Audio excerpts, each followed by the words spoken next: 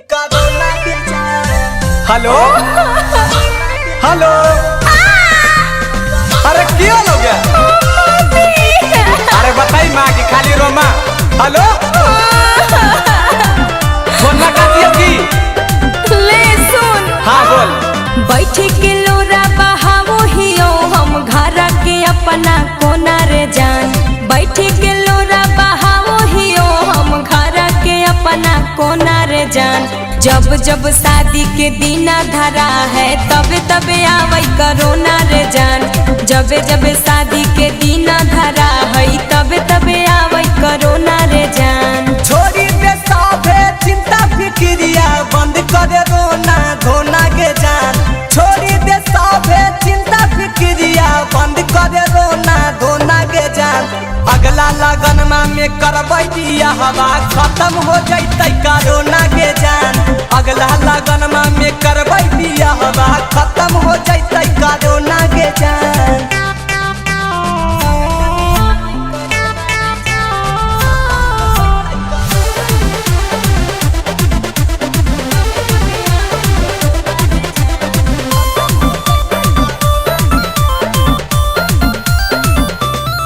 सुन यारा बारे हमरा लागो बहड़ी डरवा।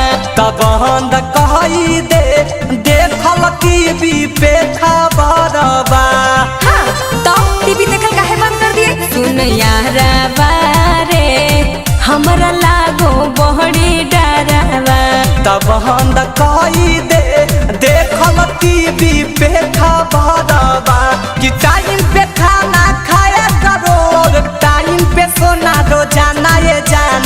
टाइम पे खाना खाया करो टाइम पे सोना रोजाना ये जान। जब जब शादी के दीना धरा है तबे तबे आवे करोना रे जान।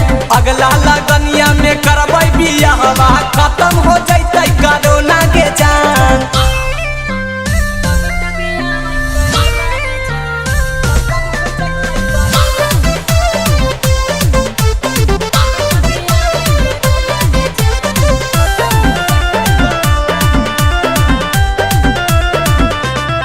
ए दो बंसी चंदन हमको लगता नहीं मानवा। बात मानो पगली बंद करो तुम रो धनमा।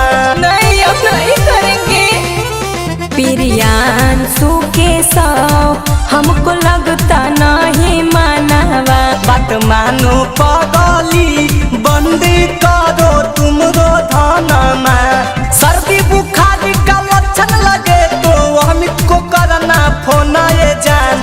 सर्दी बुखार का लक्षण लगे तो हमको करना फोन ये जान। जब जब शादी के दीना धरा है तबे तबे आवे करोना रे जान। अगला लगनिया में करबै बियाह